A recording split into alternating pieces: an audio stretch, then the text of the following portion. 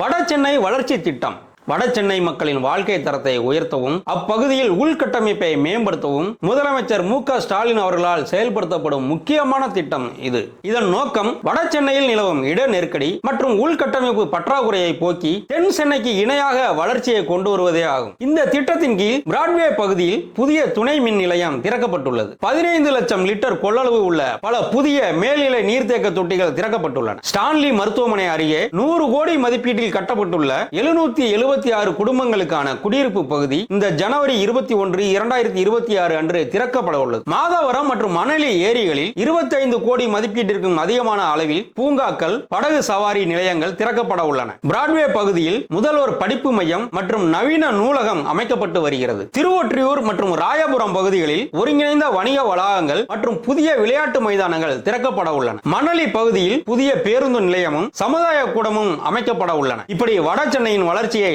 ஆளும் திமுக அரசு பார்த்து செய்து வருகிறது. ஓங்குக தலைவர் ஸ்டாலினின் புகழ்.